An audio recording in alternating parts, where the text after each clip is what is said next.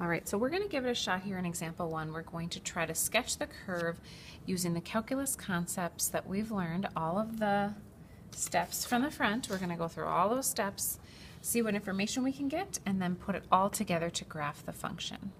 So I'm just going to go in order. Step 1 is find the intercepts. So my x-intercept, I plug in 0 for y. And I only actually need the top to equal 0 because if it's 0 divided by anything, it would end up being 0. So I just need to set the top equal to 0 and I'll solve. I'm going to solve algebraically by adding 18 to both sides, dividing by 2, and square root. So I have two x-intercepts. My x-intercepts are at 3, 0, and negative 3, 0. That's a comma. Now we'll do the y-intercepts. And there I plug in 0 for x. And there's two places. So 2 times 0 squared minus 18, and 0 squared minus 4. Looks like that would be negative 18 over negative 4. The negatives would cancel, so it would be 18 over 4, which is 9 halves. So my y-intercept is at 0, 9 halves, or 4 1/2. Step 2, vertical asymptotes. I'm going to factor the top, factor the bottom, see where that takes me. It looks like the top I could factor more.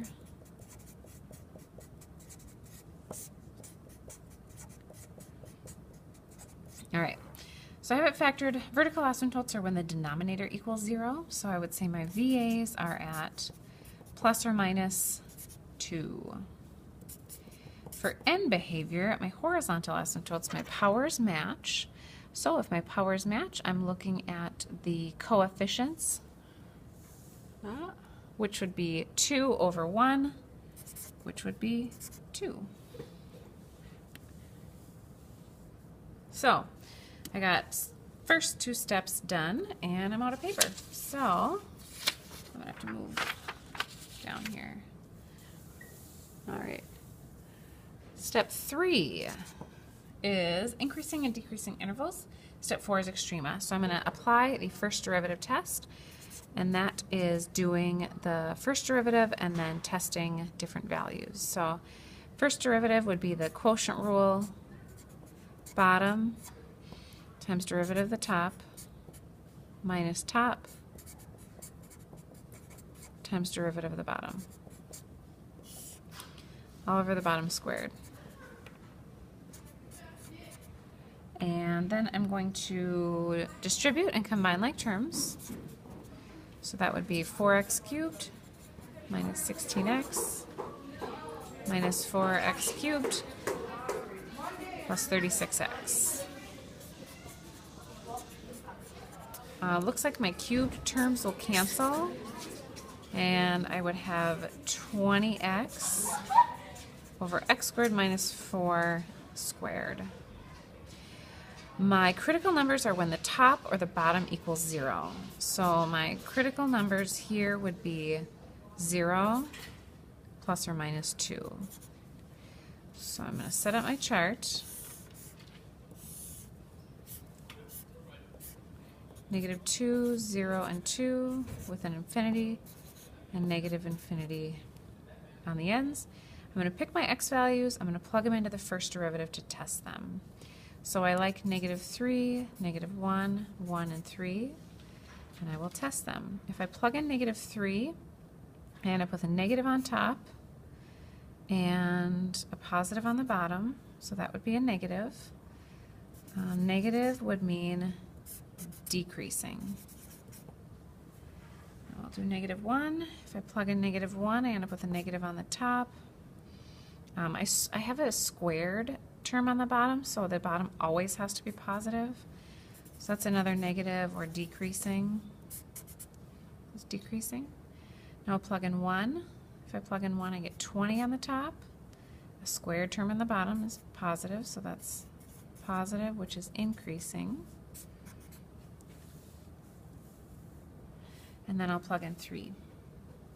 3 would be 60 on top. positive term on the bottom, so that's another increasing. All right, so I have decreasing first, and I had decreasing from here to here and here to here. So negative infinity to -2 and -2 to 0. Ended up with increasing from here to here, here to here. 0 to 2, and 2 to infinity. My extrema come when I have a change in direction. So here I went decreasing to decreasing, so that's not going to be a extrema. Here I went decreasing to increasing, so I'm expecting a min, because it went down to up, that'd be a minimum, at x equals 0. I need to figure out exactly where that is, so I'm going to plug in 0 for x, and I've actually already plugged in 0 for x when I found my x-intercept, so I know that my y coordinate on that would be 9/2, and that is a minimum. First derivative test done. Second derivative test.